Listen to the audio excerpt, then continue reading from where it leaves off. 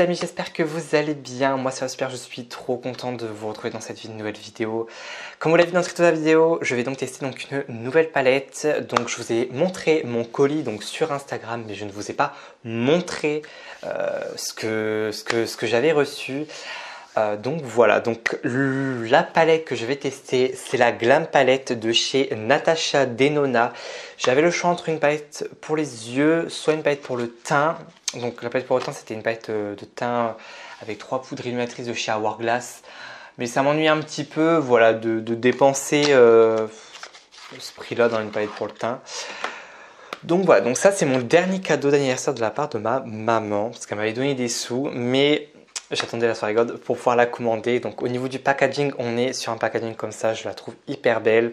Malheureusement, si vous êtes maniaque, elle prend facilement les traces de doigts, donc voilà. Donc elle est composée au total de 15 fards à paupières. Donc il y a, je crois, c'est ça, 5 mat et 10 fards irisés, duochrome métallisé, si je dis pas de bêtises. C'est ça. Donc on a les mat eyeshadow, les métalliques, les duochrome et les chroma cristal dedans. Donc voilà, donc au niveau de l'harmonie, c'est ça. Donc je la trouve vraiment hyper belle. Donc bien évidemment, c'est une palette au ton froid. C'est pas une palette au ton chaud. Et voilà, c'est une palette, je dirais quand même, qui sort de l'ordinaire, puisque une palette avec une harmonie comme ça, je n'en ai vu que deux. La première, c'est la Cremated palette de chez Jeffree Star, qui l'a sortie il y a un mois ou deux maintenant. Et celle-ci.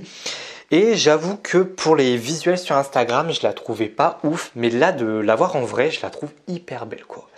Donc comme j'ai dit, elle est composée de 15 fards à paupières, elle est au prix de 69 €. Je l'ai payé 51,75 si je calcule bien de tête, parce que j'ai eu une réduction de moins de 5% donc lors des soirées Gold.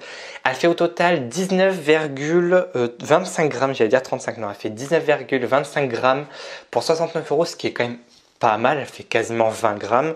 Derrière, vous avez des petits trous en fait où vous pouvez enlever les fards et la réarranger comme vous le souhaitez. Puisque la particularité de cette palette là, vous allez voir, la palette ne contient pas de nom, elle contient des fonctions. Je vous montre. Comme vous voyez, c'est marqué Crease, Blend, Transition. Ensuite, vous avez Center Eyes Lead, Smoke, Center Eyes Lead, Brow Bone. Donc en fait, par exemple, Inner Corner, c'est par exemple le phare juste ici en fait. Inner Corner en fait, c'est un phare que vous allez mettre en fait dans le coin interne. Le phare Transition, c'est un phare de transition. Le phare Crease, c'est quelque chose que vous mettez dans le creux paupière. Donc ce qui est bien, c'est que vous pouvez en fait enlever les fards à paupières. Et Natasha Denona en fait a mis une story à la une sur son compte Instagram, où en fait vous pouvez réarranger la palette selon votre carnation de peau. Donc c'est-à-dire il y a une harmonie, enfin vous déplacez les fards, donc vous allez pouvoir créer une harmonie pour les peaux claires, médium et dark. Voilà, donc moi personnellement je ne l'ai pas encore arrangée, je l'arrangerai plus tard. Voilà, mais je la trouve hyper belle. Enfin, les lumineux de chez Natasha Denona, c'est de la pépite. Hein. Si vous avez déjà testé les fards Natasha Denona, je pense que vous connaissez bien la marque. Donc voilà, je vais bien évidemment vous faire des swatchs sur mon avant-bras et c'est parti. Donc voilà pour les swatchs. Les lumineux sont tellement beaux. Oh my god. Mais au niveau des fards, Mama, c'est une pépite. Donc j'ai déjà posé ma base à paupières. J'ai déjà poudré aussi mon arcade sourcilière, donc j'ai fait mon teint, mes sourcils, etc. Comme ça, voilà, on va pouvoir tout de suite passer à la palette. Au niveau du make-up, je vais vraiment y aller au feeling. Enfin, je vais suivre en fait les noms en fait. Je vais pas me prendre la tête honnêtement. Mais franchement, enfin les swatchs, putain, enfin, pardon. Mais je suis désolé, mais moi je pense que ça va envoyer du lourd. Je vais commencer avec le fard qui est juste ici, le fard Crease, qui est un marron taupe assez clair. Les fards mat Natasha Denona, ce sont mes préférés. En fait, les fards mat de chez Natasha Denona, en fait, en termes de texture, c'est assez difficile à dire. Ils sont poudreux mais crémeux. C'est assez bizarre. En fait, ils sont pas secs du tout en fait. Donc je sais pas, c'est bizarre en fait comme parce que de base en fait les fards mat sont assez secs de base, mais alors pas du tout. Je sais pas comment Natasha Denona le fait, mais ils sont pas du tout secs. Ils sont crémeux mais poudreux. Déjà, J'ai rien à dire, ça s'estompe hyper bien. Donc je l'applique bien évidemment dans mon creux de paupière, je dégrade bien les bords, je reviens en même temps dans mon coin interne. Les palettes d'Enona franchement coûtent la peau du cul, mais qu'est-ce qui valent le prix? Je suis désolé, mais c'est les fards d'Enona, franchement ce sont mes préférés. En termes de texture, en termes de travail des fards, les fards je trouve qu'ils sont hyper faciles à travailler, hyper faciles à estomper quoi.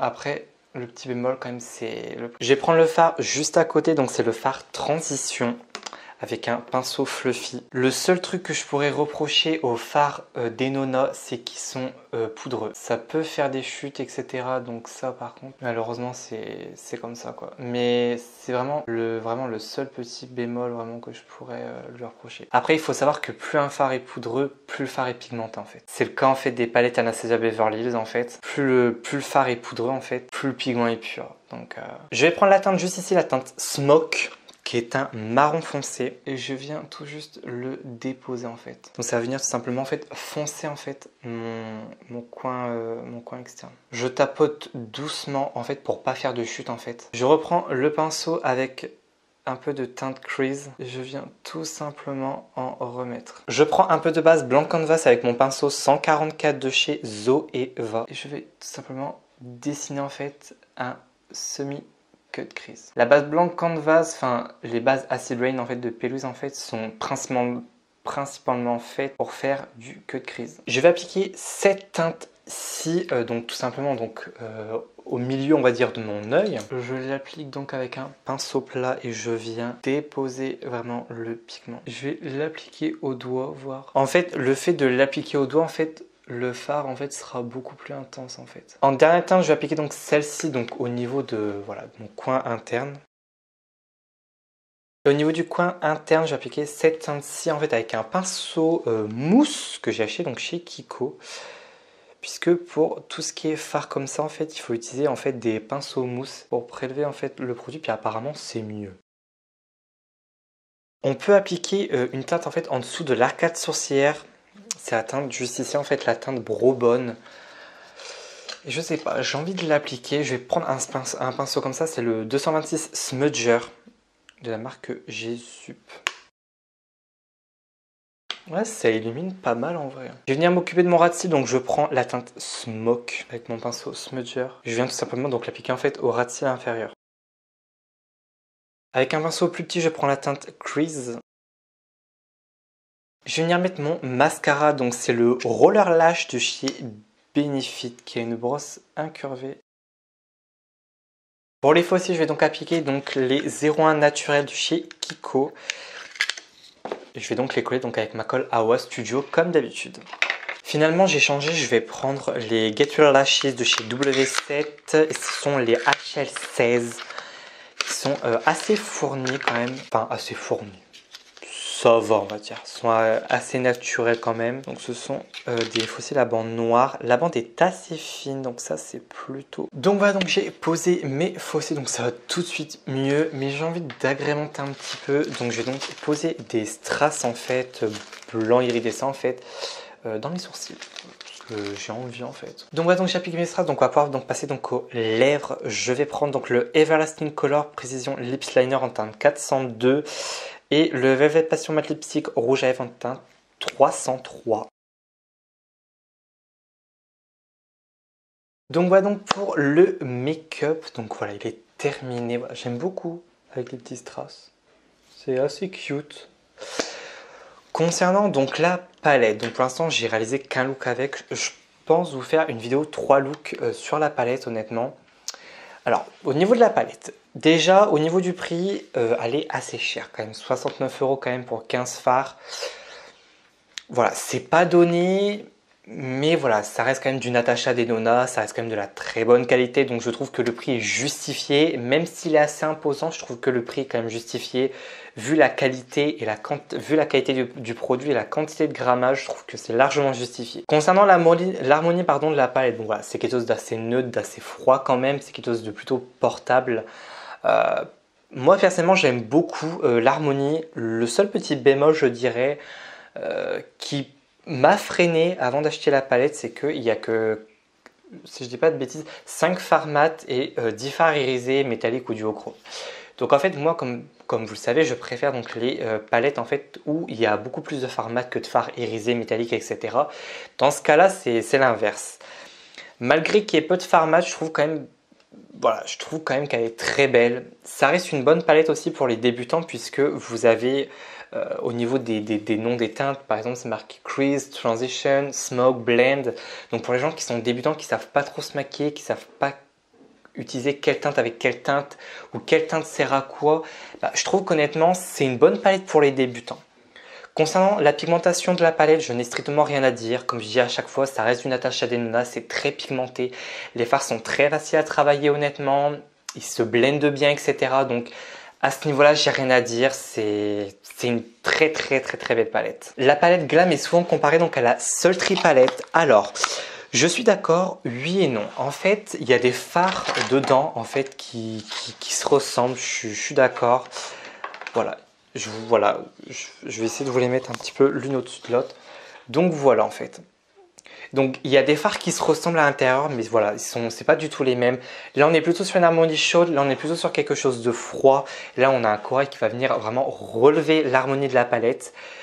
Mais je peux comprendre qu'on dise plus ou moins que c'est les mêmes. Il y a, si je dis pas de bêtises, 6 ou 7 fards qui se ressemblent dans la palette, ce qui fait quand même la moitié quand même de la palette. Donc est-ce que je vous la conseille si vous aimez quand même les harmonies plutôt neutres, puisque c'est quand même du neutre.